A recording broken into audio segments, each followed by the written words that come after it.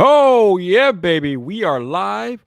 At least that's what StreamYard is telling me. StreamYard is letting me know that we're live. On my end, when StreamYard goes live, I get like red boxes on the left, I get a red box on the right. So I know that I'm live. Now I just gotta wait for YouTube to let you know that I'm live. And it looks like YouTube already did the job. Wow. They're usually not that quick with the notifications for live stream, but it looks like YouTube is on top of their game today. So now the entirety of Vipe Nation knows that we are live, baby. And we are live with VypDrive, episode 79. I'm starting to lose track. These episodes are coming fast and furious. So, episode 79 is today. Episode 80 will be recorded tomorrow with Andrew Edwards. I mean, this stuff is getting crazy. But we're here with my man Juan Bagnell, some gadget guy today, and that's what we're going to do. So, I'll give you all a minute or two to file in for those that want to watch the show. And we will get into the introduction and get the discussion underway. Because it's always a live discussion when me and Juan get together. So this should be pretty good. Woo! I see we got El Jefe. We got Juan out there. Gwendolyn G. Ryan's out there. What's up? How y'all doing? El Jefe, my head of security, handling things. Mike West. What's up, Mike? How you doing? Bionic Scoop. What's up, Bionic? Going on? Will Barlow. What's up, Will? How you doing? Dennis Carlson. Hey, Dennis, what's going on, man? From Sweden, all the way from Sweden. Wow. Okay. Woo. I like that. Got some international flavor in the live chat today. Okay. All right. Let's see. Give him about a minute more, and then we'll go ahead and begin. I don't want to hold Juan up too much. We are all pretty busy, but yeah. Thank you guys for hanging out. As always, if you do want to support the podcast, you have the option of super chatting. You can buy me a coffee. All that good stuff is in the description. You could become a channel member, which I will put in the chat here. Give me a second. For those of y'all that are on iOS devices and you don't have the option to join because of the Google Apple falling out, or whatever the hell you want to call it, you could become a channel member by hitting the link that I just pasted into the chat. So that will sign you up for the channel membership if you choose to become a member, which is cool. None of this stuff is required, but it does help out. But with that out the way, let's go ahead and get this party started.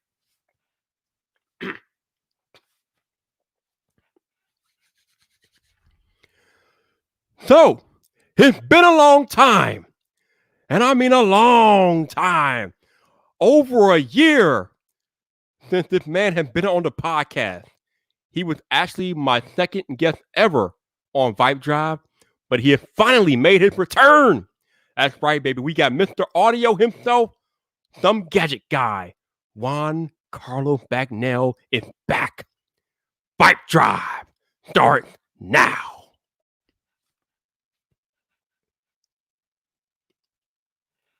What's up, people? This your boy Viper, the man about tech, and welcome back to another episode of VypDrive. This is the podcast about tech, hosted by the man about tech. And as I just alluded to in my introduction, I have Mr. Audio, some gadget guy himself, Mr. Juan Carlos Bagnell. What's up, man? How you doing? Hello, Mr. Viper. I am very excited to be lit and to be fresh to death on this podcasting endeavor, and I will definitely be joining this energy level that you're putting out here, because I feel you on this. Oh. Not I can't help it. You just get so lit up, and I feel like I'm super lit up in my videos, and they're like, nah. The Viper's making me sound like a bedtime story right now, so I'll just play it chill. It's all good, man. How you doing today? I'm doing good. We're plugging along. This is a fun, busy week of all kinds of funky gadget challenges. So we're knocking them down one by one. Yeah, it definitely seems like it's been a busy week for news and the tech space and things like that. Me and you have been doing a lot of talking this past week, so it's not really much that we haven't covered, but we are going to get to something new right now. There's some shakeup over there at the headquarters in Mountain View. Google, baby. Yes, apparently, due to the poor sales of the Pixel 4, Google has shaken up their senior leadership over there at the Pixel team. One of their top engineers, I don't remember his name at the time, but I guess he left back last year. Then their top camera guy, the one that was on stage, Mark Lavoie, the big one, Mark Lavoie left the company back in March. Mark LeWay was responsible for implementing HDR plus, night mode, and all that fancy stuff into the Google Pixel cameras. We know how much the Pixel cameras are touted in the industry as a whole, and how they have practically set the standard for other manufacturers and their camera systems. So, Juan, tell us what you think about this shakeup over there at Google, man. This is major for the Pixel team. Well, this has always been one of those moving targets at Google. We've seen. I was on All About Android last night, and they had a short interview with the person who's now heading up the YouTube Music transition from Google Play Music. This is actually something I'm hopeful. There's a little encouraging glimmer of hope that Google might be, trying to whittle down all of these side projects, teams that are replicating work and coming up with duplicate styles of services, and trying to hone in and focus. Google's biggest problem has always been that they're kind of the opposite of Apple for focus, taking a product and refining it. You look at Apple Watch, the first generation of Apple Watch, not that great, but Apple sits there and they continue to plug and refine that one line. Whereas with Google, you kind of get the shotgun approach. Oh, you don't like this messaging app? We'll come out with 3 more. Right. Oh, you didn't like those? Okay, well, we'll kill these 2. What I'm hoping that this signals is a pivot on what the Pixel is going to focus on, and how we might make Google's offering here a competitive, exciting, mainstream daily driver smartphone in light of component pricing that's skyrocketing. $1,000 premium smartphones aren't really selling. That's not where you're going to drive consumer interest. And I kind of feel like when we saw from the Pixel 4, I feel like Google nailed stills photography at the expense of some of the video features that people were starting to get excited about on iPhones. So while losing this engineer, the person responsible for some of the best auto mode processing we've ever seen on smartphones, it's maybe the appropriate time to pivot and also try and catch up with some of these features, these other features like 60 frame per second video, HDR video, 4K, Right. 8K video. They're not necessary. They're not necessary camera features, but people get excited about them. So now might be the right time. What does the Pixel mean? It's not a Nexus. It's not a Galaxy competitor. You've got to have a clear corporate company idea for what you want your brand to resemble before you can then go out and communicate what that idea is to consumers. Yeah, it's definitely time for Google to figure out exactly what they want to do with the Pixel line of phones. So up until now, when reviewers get the Pixel phones in hand, the main thing they're talking about is the camera. The camera is the camera that has been the main focus of the Pixel line since inception, 3 or 4 years ago. So now that the head camera guy is out, Juan, do you think that Google might be in a little bit of a danger area because, maybe they don't know where to go next with the Pixel line or and things like that. So how do you feel this will work out for Google in the long term?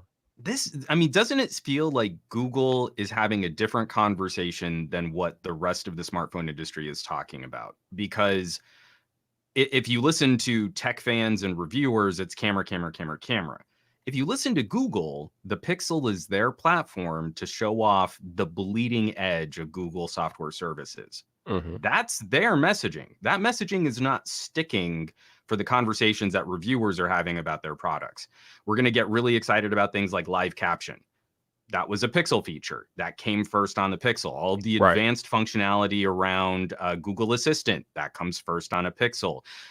Some of the AR capabilities for Android smartphones coming forward, those were Pixel features. Google uses their platform not to compete against Samsung on hardware, but to compete against Apple on software services. That's their gig.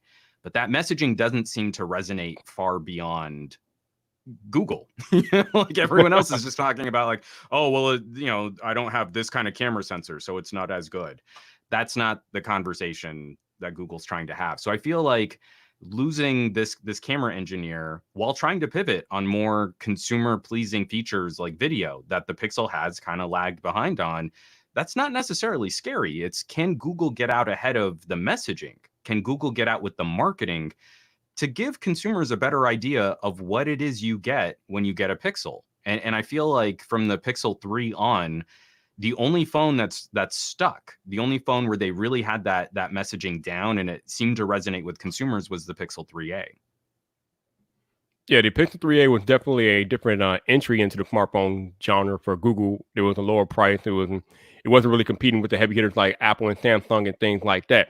But I don't know. It's just interesting because when we go back and we think about the decor that Google sets at their tech events, it's almost Mm-hmm. like a home talk show. It's not. It doesn't look like a tech event, as you know, Juan. It's almost Right. like some type of home, like IKEA type setup and things like that. And in recent years, with their fabric coating on their tech products and things Mm-hmm. like that, they've kind of tried to set like a home decor type tone with their gadgets and things like that.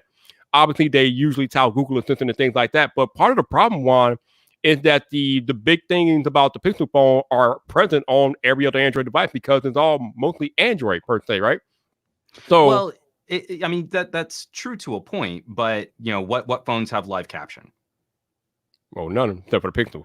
I mean, like we're starting to get that feature out into galaxies. We're starting to see that adoption as Google expands the assistant functionality. And when you play with something like that, having real-time closed captioning auto processed on device, this isn't sending up information on your home videos up to the cloud. I mean, like the Pixel 4 was deciphering my toddler speak in real time on the phone. That kind of stuff is pretty heady, the bigger conversation for Google is ubiquitous computing. You've got Nest speakers and you've got Chromecasts and you've got Pixel smartphones, and what we want is a fog of data connectivity and services. And so Google as a company is looking at the Pixel as one piece of that greater chain. Samsung is looking at a Galaxy phone as the top tier product segment that people are going to go and buy. So the company philosophies are very, very different. But Mm-hmm. but it's kind of a little too easy to say, why buy a Pixel 4 today when I'll get these features in a year on my Galaxy? That's not an oranges to oranges comparison. I think people often disregard the effort and the costs that go into amazingly good software. And it's easy to say like, oh, well, OnePlus, I get fast updates and the UI is really smooth. And you're like, yeah, but a phone is more than just the launcher. And a phone is more than just, getting the bug fixes out in the first 6 months because you released the product in a shakier state. Okay, Good so software kind of requires it requires a more in-depth nuance and design philosophy, and then other Android phones get to benefit from that as these software features make it to other devices. okay, so I think I need a little help. Maybe you can help me understand their purpose a little bit better because we know that right now with Apple, their main goal is to sell as many iPhones as they can, even with Mm-hmm. the declining market, because they want people to be introduced to new Apple services and things like that, so they can make that services revenue. For sure. But Apple was a hardware company transitioning to a software company more and more.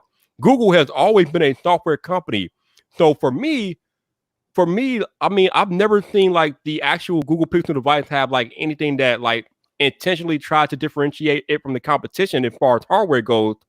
So I guess I'm just wondering, like, if they're not trying to differentiate themselves on hardware too much, and the point of Google is a software company and things like that, Mm-hmm. what is the purpose of the Pixel line of phones? Because it doesn't seem like, I mean, yeah, this year we had like Project Solely and things like that, but I was other going to than say, I mean, I felt like that was a pretty big differentiator for, especially in an yeah, era where Face Unlock is the key unlocking service, where right.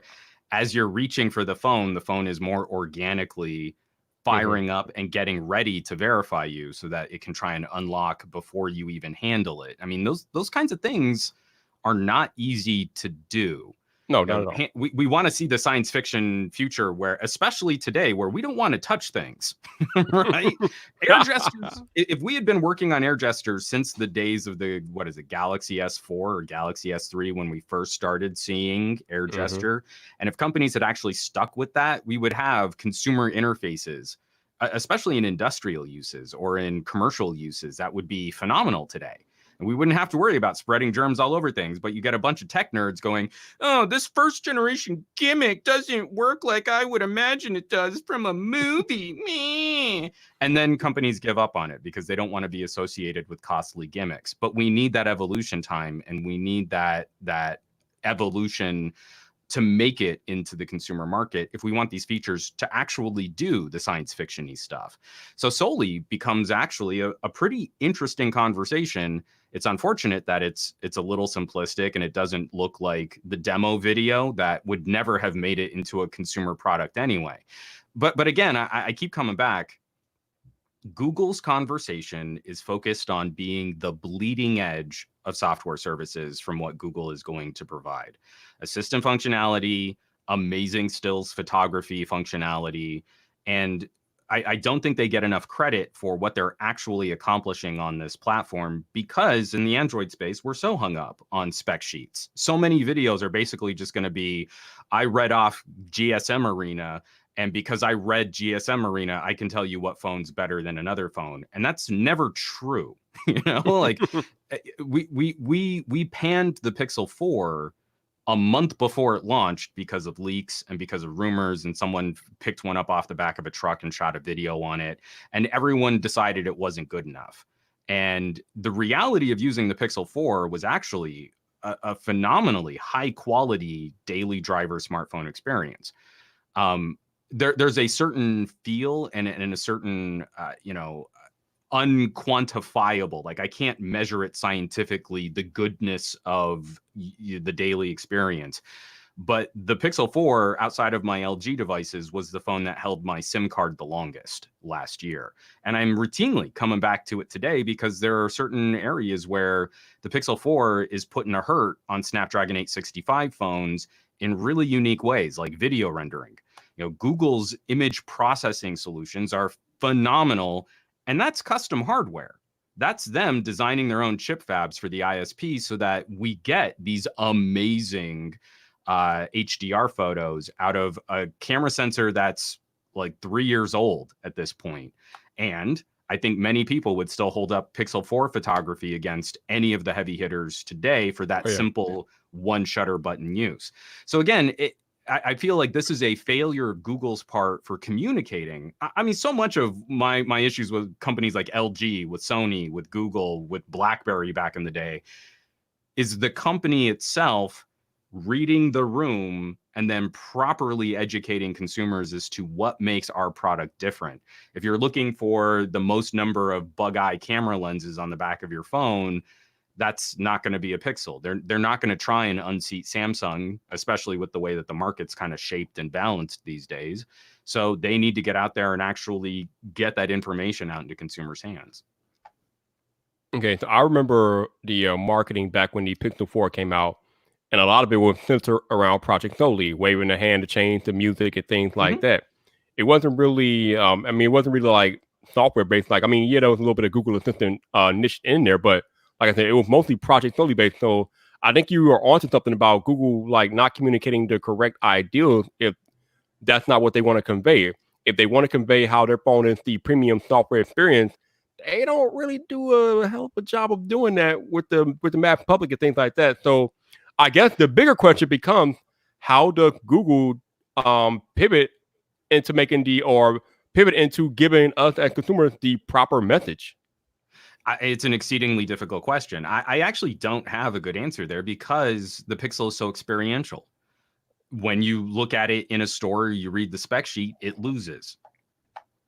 It does, right? Yeah, right. If I run my Geekbench test and I look at these giggle flip, benchmark numbers, then it loses.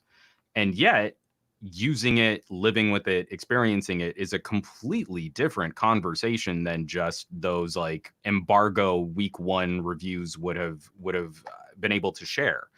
Like when I did that stupid long transcoding test where I like re-ripped an entire movie on 4 different phones. The Pixel wasn't just the winner. The Pixel was a winner by a significant order of magnitude that absolutely demolished phones like the Asus ROG2 and my precious LG V50. Like, not only not close, like half the amount of time, and completely embarrassed phones like the OnePlus 7T. You won't know that unless you use it. And that's what's so frustrating about kind of the quantity of smartphone reviews that are kind of coming out right now. But again, a part of that blame is on Google, for Google getting out there and actually having this conversation with companies.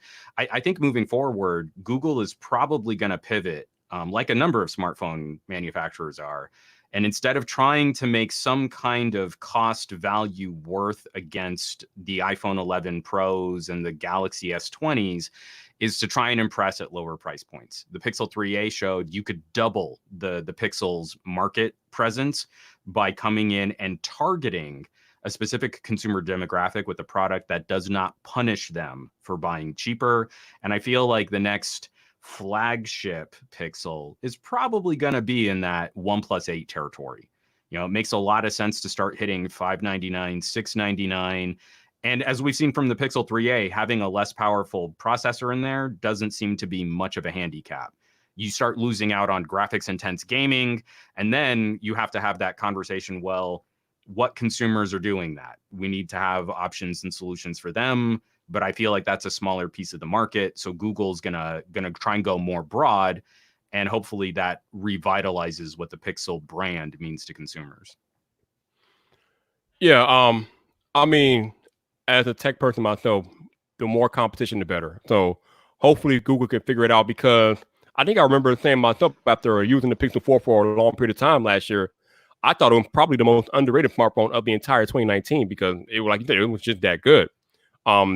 These are things and nuances that you pick up on after a 1 week review. Like you said, you have to use the phone over a period of time before you should figure out that, oh, wow. Well, and especially, you know, knowing that you're as much of an Apple fan as you are, don't you feel like putting the Pixel 4 in your hand, it's not that it's trying to be an iPhone with Android, but there's a synergy in using all of the Google services with Google software polish on it, Google's launcher. It gets us close to that idea of like the unified hardware software ecosystem. Like it's so difficult to convey that in a YouTube video when so many people have already made up their minds that the phone's no good because this other phone has more megapixels. Like it's not, that's not really the conversation we should be having. And then I look at my siblings that are all on Pixel 3As now and how much they love their phones first. And then they were happy that the phones were less expensive. Like they genuinely prefer the Pixel 3a experience. And then it was just a nice perk that the phones were less expensive phones. And that's the feeling I think Google needs to pivot to for the Pixel 5. Is we're going to focus on this kind of core Google software ideology. We're not going to sit here and try and play this 865 5G $1,000 smartphone game that's failing for every other major manufacturer. We're going to make this targeted consumer experience. And then it's nice that it's going to be a couple $100 cheaper than a Galaxy S20. I think we had a similar conversation on your podcast about how we feel like Apple's marketing over the past 4, 5, 6 years has gone away from what it used to be. It used to be, how did the product make you feel? What did the product do for you? Now it's more centered on, how powerful is the A13, blah, blah, blah. So I kind of feel like Google needs to go the way that Apple used to go and make the Pixel give us a certain sense of emotion, like establish an emotional connection between us and the Pixel. Like maybe the camera. I completely agree. Yeah, maybe that camera takes the best photos, or maybe at a certain time of day when you need a certain app, it pops right up or something like that. Just something that gives the Pixel a more of a human connection to us, the potential buyer, because that is the way to get those sales up. You want to establish that visceral connection. I completely agree. And one part is going to be price, and one part is just going to be some savvy messaging. And that's where I don't have much faith in anyone but Apple these days. I mean, even Samsung, they're trying to pivot on aspirational marketing into very aggressively insulting marketing. And I've never really gotten a good beat on Samsung messaging. You know, in one video, you've got like Casey Neistat telling us to do what we can't. And then in another video, like you've got some really aggressively mean commercials towards iPhone consumers, not against Apple, against the people that buy Apple products. And it's always, to me, that has always rubbed me the wrong way. I find that to be very distasteful. I like it when companies go after each other. I don't like it as much when companies go after their opponents' customers. And I think Apple learned that lesson way back in the Mac versus PC ads. People started sort of siding more with John Hodgman as the PC. You know, like he started to become a more sympathetic character. And I think Apple figured it out, like, oh, we can't make fun of Windows users. We need to make fun of Windows. And that became a stronger marketing message for them. I don't think Samsung's figured that out yet. And I think that does bleed into their fan base. But this entire industry, if Google were to make the, like what you say, the emotional, the experiential, the aspirational marketing point and drop price, that would be a winning combination against OnePlus moving upscale. I like what OnePlus is doing, but it's getting harder and harder to recommend phones at the top of the price charts. And then also LG is making an interesting pivot towards less expensive devices, but they're not backing it up with the feel-good marketing. So right now there's this huge hole. There's this huge gap in the media messaging right now, where Google could sneak in and Google could chip away at some of the Android market share. If we can see them operate, get the phone out, not miss deadlines, and work with some savvy PR to tell that story effectively. And I don't know what that looks like for software services, but I mean, looking at what they've done with Nest, looking at what they've done with Google Assistant, looking at what they've done with camera performance, there's glimmers there. Like, they know parts of this, they know pieces of it. So now they just got to tie all those pieces together. You know, it's funny that you say that Google doesn't know what to do with it, because if there is no other company on the entire face of planet Earth that has all the information and data that they need to get it right, it would be Google. They have literally everything. Like you said, they got the Nest, they got the Pixel, they got Google software and services in practically every Android. You got the data, Google, which is why it perplexed me to no end when that dude Mark LaVoy went on stage last year at the Pixel 4 keynote and said that we know that customers have fun with the ultra wide lens, but we feel like telephoto is more important. And I'm like, wait, what? What did he say? Like, you, Google, the data company that has all the data in the world, and that's the decision that you came to about that device? Well, and it's okay if you come to that decision. I mean, like, we can kind of break down when you really use a Pixel camera. I can understand why they made the compromise they made. I mean, I can grok it, and especially because the Pixel 4 was all about hyper streamlining the rough edges that were left from the Pixel 3. Mm-hmm. So, you know, even zooming, that feel, there's almost no pop as you move from the main sensor to the telephoto. The shutter button is hyper streamlined. All of those extra options and settings, and I miss having like the manual modes for white balance and control. They're all gone. And when I look at what Apple has had to do to cram more functionality into the iOS camera app, it gets busier. It's a little less intuitive because it's less familiar. And some things have been fixed and polished up, and some things have actually gotten clunkier to kind of navigate your way around, like duplicating HDR controls. You hit the caret, and then you have HDR on the left and on the right, and you're just sort of wasting UI space to do that. There's no reason to complicate and replicate functionality. And the Pixel 4, when we're talking about stills photography, has beautifully scrubbed through all of that. So what would get in the way? A wide angle lens, having a completely hard separate cut where you tap on the wide angle lens and then it shifts everything around. You can't switch seamlessly or as seamlessly between wide angle and the main camera sensor when you're shooting video. I can understand that, but you don't go out on a keynote and kind of apologize for it. You don't go, I know most people are saying wide angle, but you know, we took a different path, so we're wrong. You know, like you don't do that. You highlight what makes your system better, and you give us that on camera demonstration. You show us, like, we want no interruption. We want this to feel exactly like the smoothest super zoom camera lens that you've had from point and shoot cameras. All the while, Google is working like crazy in the background. We've even gotten rid of all of those silly different HDR modes. You know, look at the iPhone. You've got to do HDR and then toggle this and then go into settings and you can do all. No. If you want the phone to take over and maximize light, you push the shutter button and we're going to give you a good photo, and that's it. And you make that the strength of the platform. You don't apologize for one of the perceived weaknesses of the platform. So that's again, it's like the pieces are there. I understand why they did that. I prefer having a wide angle lens, but I get where their engineers were when they did it. So where were the marketing people to make that sound cool? You make it sound cool, people are going to think it's cool. If you make it sound lame, people are going to think it's lame. Google led this conversation, and they led it right into a ditch. I don't think there could be any more of an accurate portrayal of what just happened. Like, they literally led it right into a ditch. Yeah, I mean, from the keynote. Yep, Just from like, the keynote. Like dumped it out of a moving car on the 101. Like, it was not graceful. Not at all. So in your discussion, you were talking about how when they came out with the Pixel 3a, that customer, they didn't feel like they were cheated because they got a less powerful processor, but they still got the smoothness and much of the functionality of the Pixel 3. So let's transition that over to the iPhone SE 2 or ESE 2020, whatever you want to call it. For sure. Me and you have had a lot of discussion back and forth about this, and you have brought up the concerns about having the A13 in that iPhone SE body and the way it affects the battery and things like that. So can you elaborate a little bit on that? Because obviously it's nice for a budget iPhone to have a top of the line processor, but there are some caveats with that too.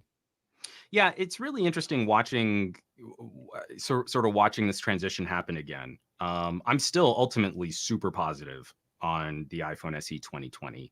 But I feel like Apple getting into the synthetic benchmark race and talking up specs in some ways and then not talking about specs in other ways is kind of making their conversation a bit lopsided. And from what you were saying, I think Apple does better when they're talking about the aspirational uses of their product and they're making it more of the experience and how the phone gets out of your way. I miss that kind of older iPhone conversation. I mean, again, not necessarily for the iPhone SE, although we might see this happen next year, is Apple going through another round of lawsuits over antenna design because they are conflating parts of this premium experience with product lines that don't share those components. And then consumers are kind of surprised when my less expensive iPhone has terrible reception, on the edges of the cell tower. That I think works against Apple if they're not willing to tell consumers like, hey, this is why this phone has a 4x4 antenna and this phone has a 2x2 antenna.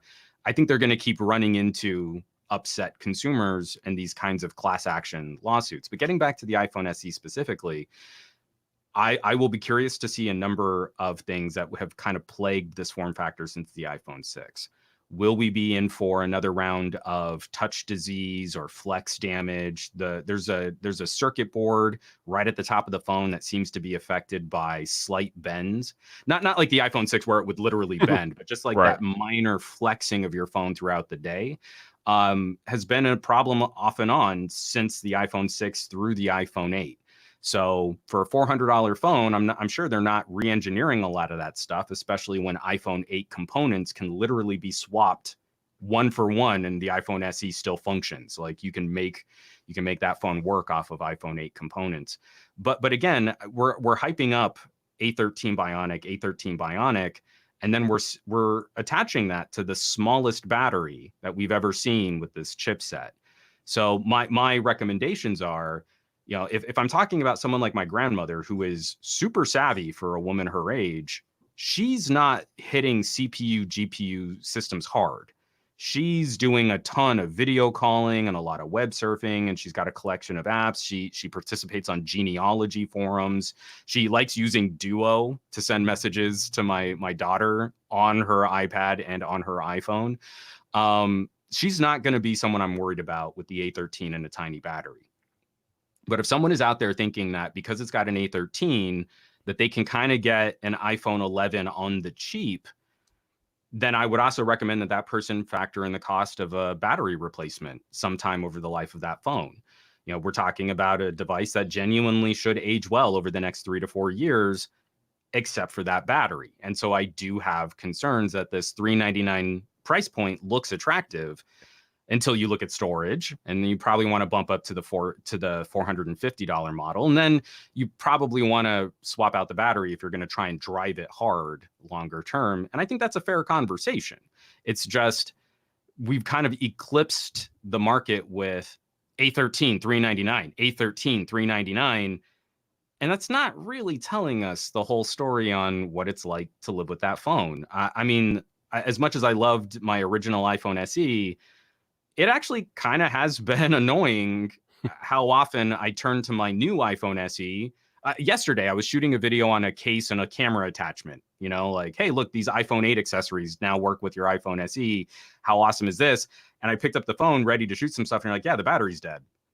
I didn't plug it in overnight, and now the battery's dead.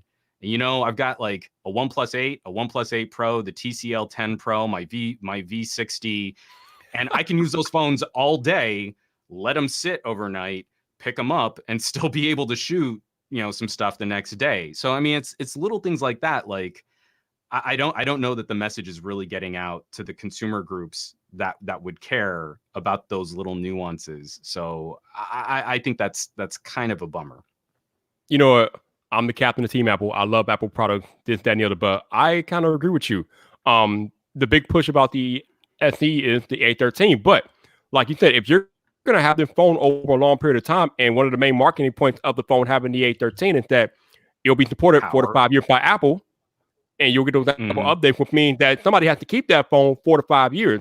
So if you're buying a $400 iPhone SE, planning to keep it 4 to 5 years, then like Juan said, at some point in between those 4 to 5 years, you're probably gonna have to replace the battery because it's just the A13 was not designed for a battery that small. Let's be honest, it wasn't.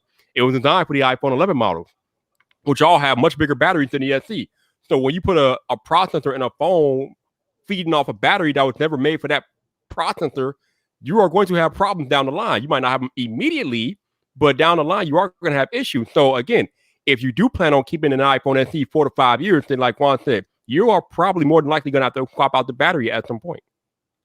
And I think that's fair. I mean, that's not even me saying that's a deal breaker. That's me saying buy the phone, but you know, keep an extra $60 in a savings account, and a year from now you're going to refresh it, or 2 years from now you're going to refresh it, and it's going to be like you're going to have a brand new iPhone SE all over again, and you're going to love it. Yep.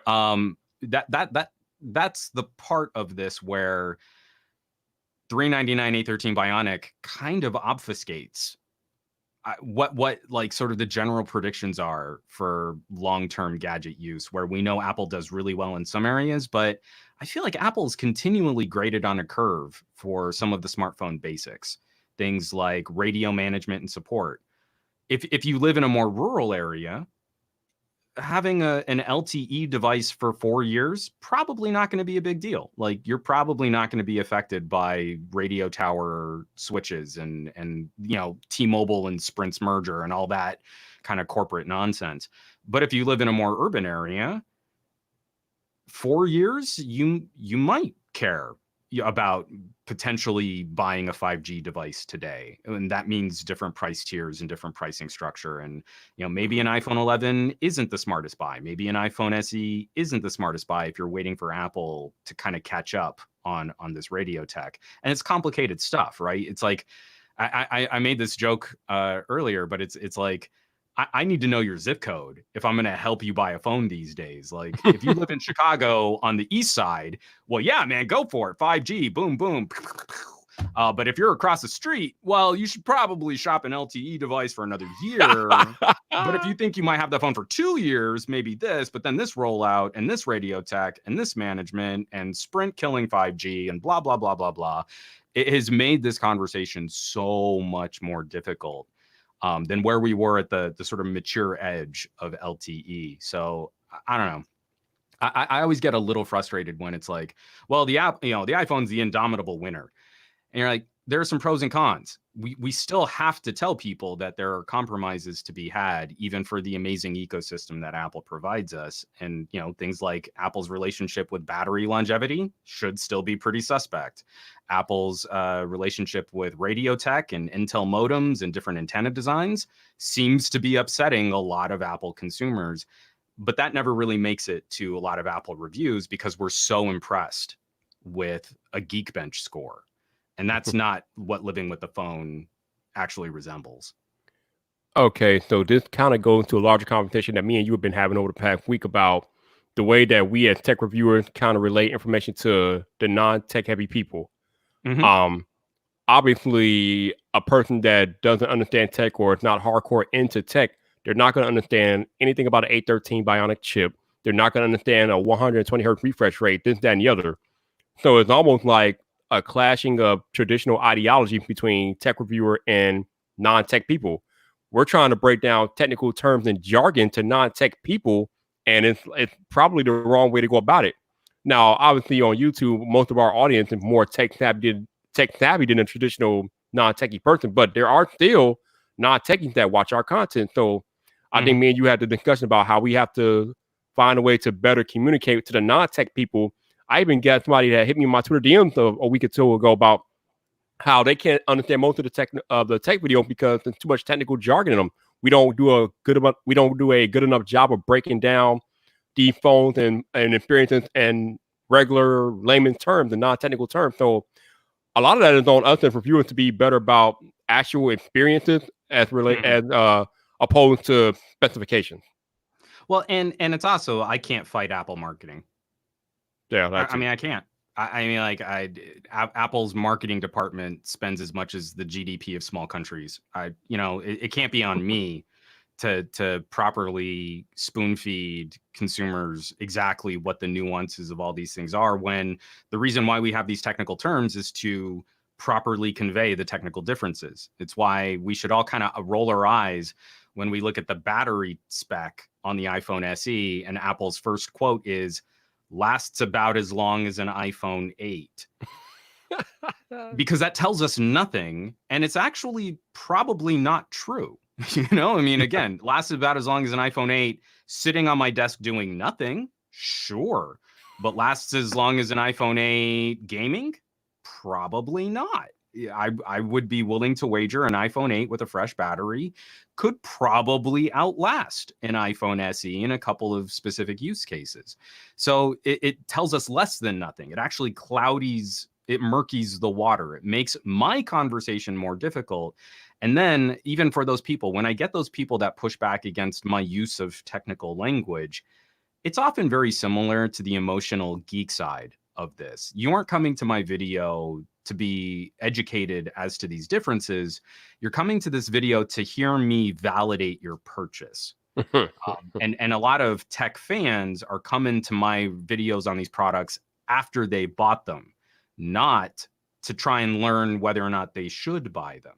And that's been a major change in sort of the makeup of audiences from my early days talking about, Windows Mobile and Palm PDAs to smartphones now, is that people generally feel like they've got a pretty good handle on this.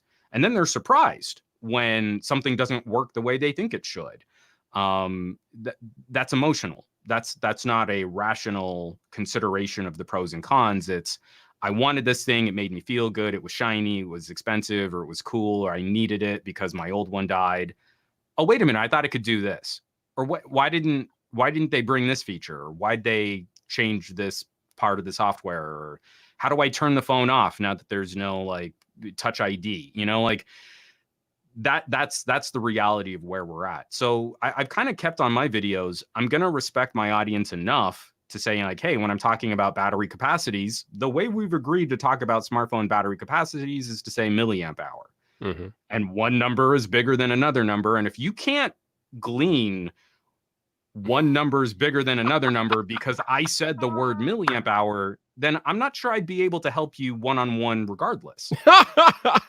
And I mean, I know that sounds really snarky and I know that sounds really terrible, but again, I've got a fairly advanced aged grandmother who doesn't have issues with some of these technical differences. My mom was a computer programmer. My dad's an engineer. I'm totally been spoiled by having a family that gets one number's bigger than a number. Okay, that must have some impact on the exact feature that we're talking about. So I don't know exactly what the answer is.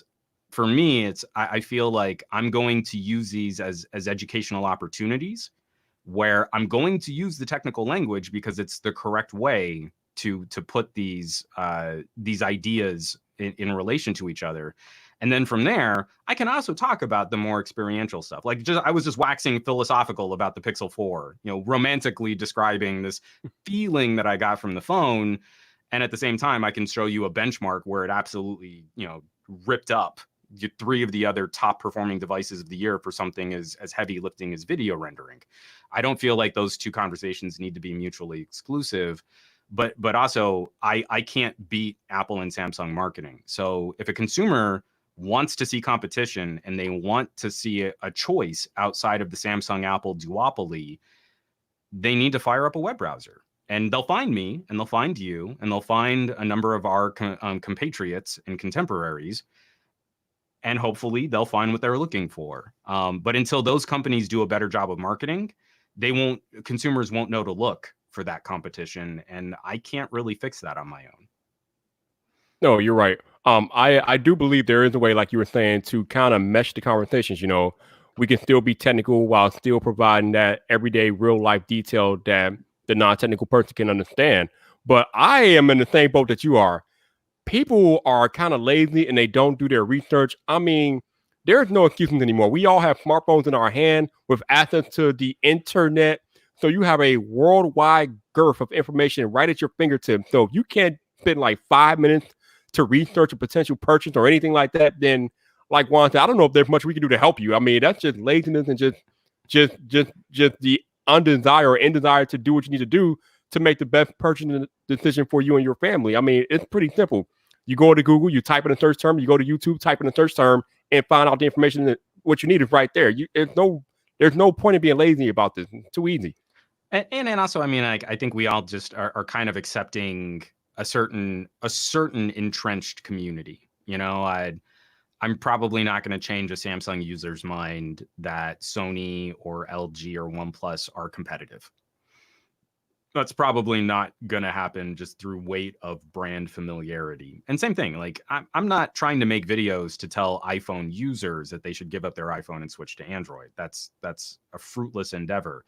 But what I am trying to do is trying to hone in on some of the more specific consumer demographics that often get passed over because we pretend that there could be this magical average consumer that we need to protect. And it always seems to line up that the phones most often recommended to these average consumers are the ones that are most SEO popular. And I disagree with this idea that there is an average consumer. I don't believe that person exists. Some person who's just generically satisfied with the most sort of well-rounded, broad, unfocused approach to making a smartphone because all they do is Instagram. Like, everyone has very specific uses and needs and wants and desires. And I think a good chunk, especially on the Android side, a little less so on the iOS side, I think a good chunk are missing some of those more tailored solutions that they would probably like better because they're just sort of, whatever, it's all good enough. For the iOS side, I feel consumers are often overbuying because of the same philosophy. Look at the number of people out there that had to have the best. They have to have this iPhone 11 Pro. And you're like, you are an iPhone 10R person. You should not be spending this much money on an iPhone 11 Pro. You might even be an iPhone SE person and not know it. But that to me becomes another part of the fragmentation. For Apple, it's like the price tiers. For Android, it's the super wide variety of different feature sets. That to me becomes a more important conversation to try and get out into the consumer space. And hopefully we start to see that change. I just literally got an email from another media analyst talking about how the Galaxy A51 is going to be the best-selling smartphone in the world this year. You're like, what? Okay.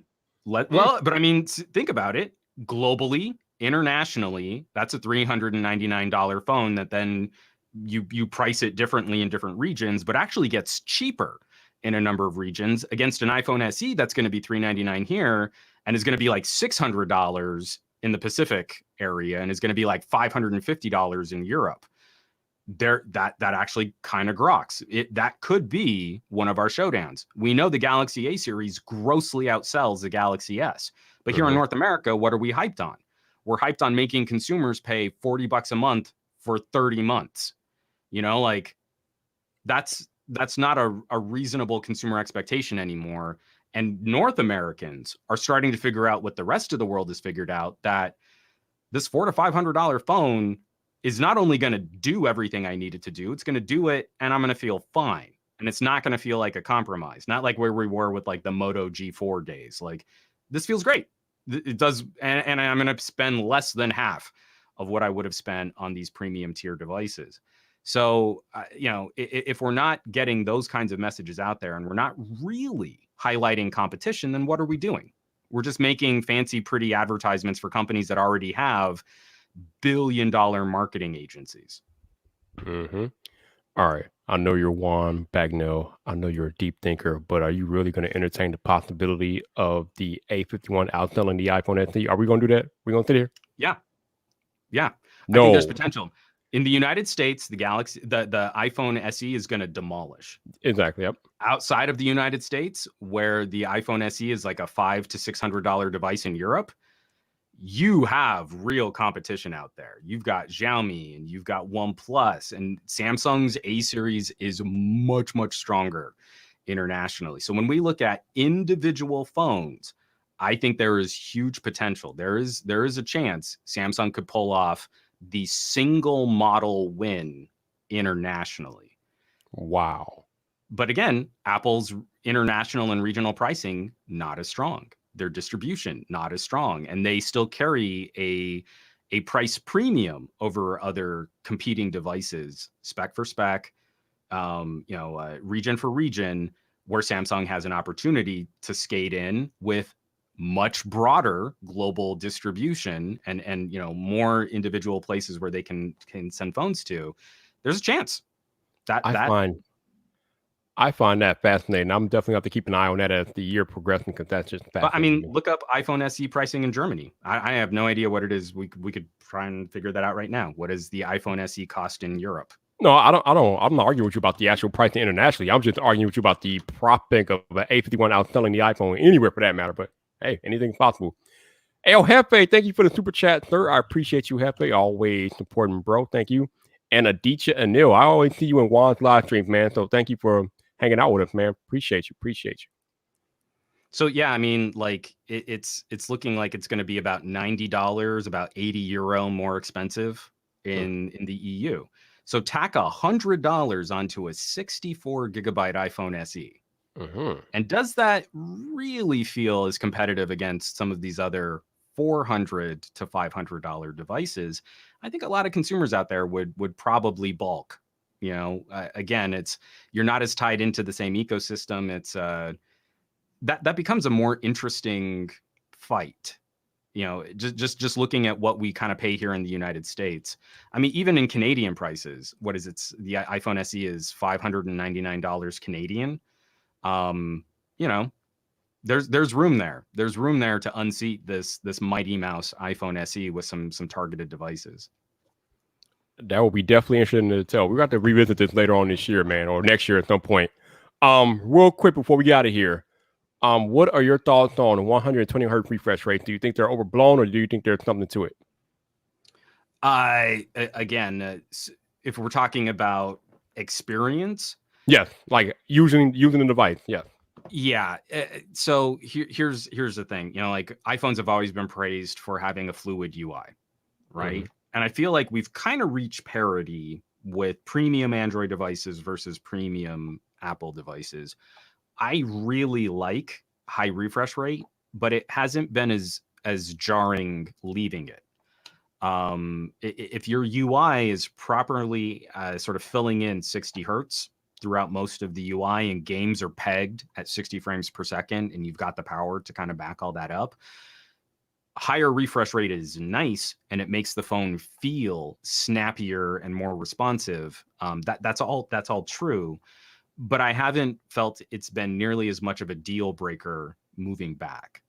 I do miss, example, like the LG V60, I think would be kind of one of the biggest offenders of not having the bestest screen tech. And I use my V60 very differently than I use like a OnePlus 8. Mm-hmm. The OnePlus 8 is a better, and I'm talking like the cheaper OnePlus 8.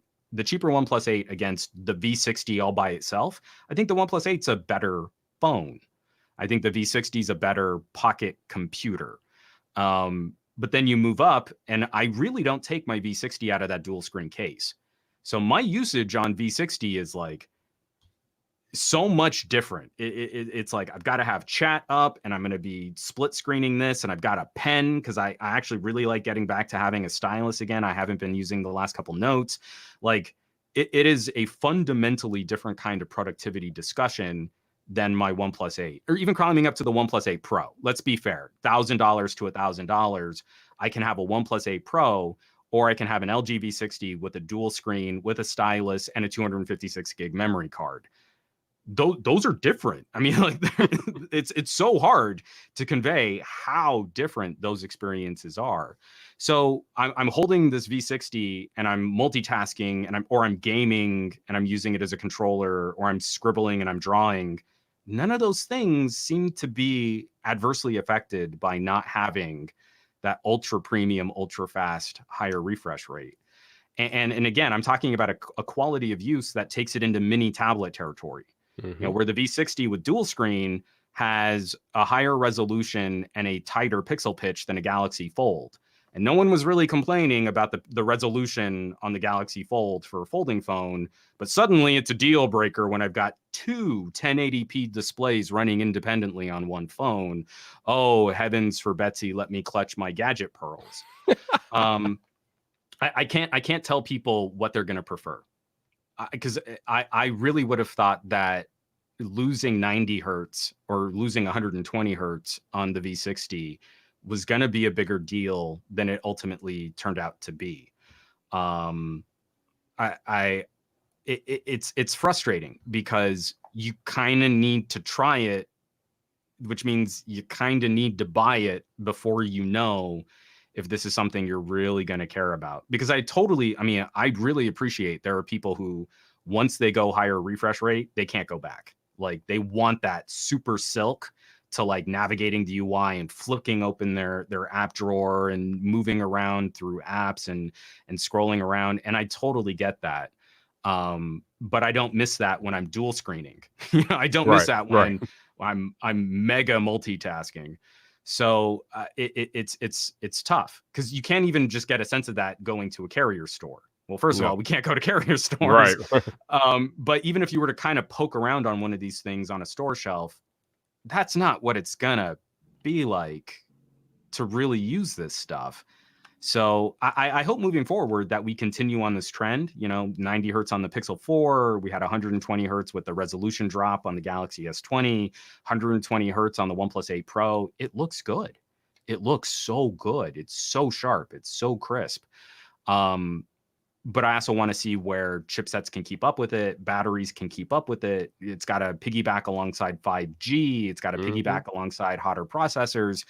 And then for some of the core, like the main thing that I would think of would be gaming. There's not a lot that really takes advantage of that in Android gaming. It's like stuff gets pegged at 60, where my LG V60 is going to look just as good. Like a 60 hertz refresh rate at 60 frames per second. It's going to pretty much look the same.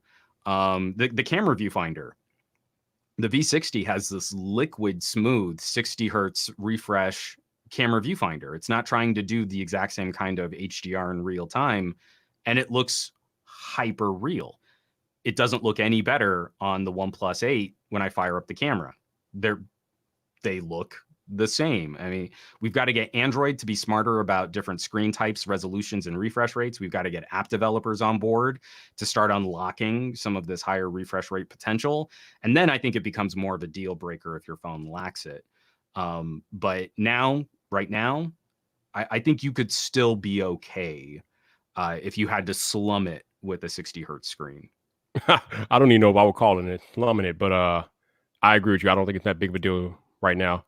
Matt, thank you for the love, man. I appreciate you. Hey, Matt Tyler. Matt Tyler's been doing. Has he reached out to you? Has Matt talked to you? No. Okay, I was putting out sort of the feelers. Matt's doing that British American Sunday stream, so I'll make a little love connection behind the scenes between Matt and Sam and you, because you got it. You would fit in really well with their energy on their Sunday tech stream. Oh, okay, that's cool, nice. Juan Bagnell, been a pleasure as always, man. Pleasure all mine, man. These conversations are always fun. I'm glad we've been catching up a bit more frequently.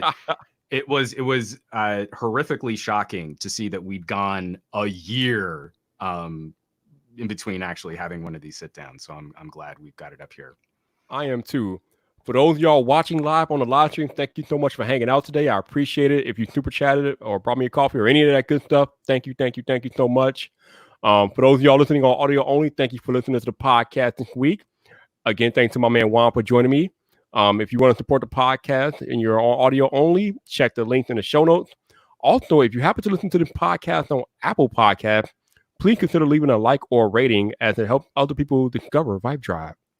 But for those of y'all that watch this on YouTube, I'll be back tomorrow with Andrew Edwards. So make sure you come back for that. For those of y'all on audio only, we'll be back next week with another episode. But until the next time, people, this your boy Viper, the man about tech. You know where to find me. So come back for more.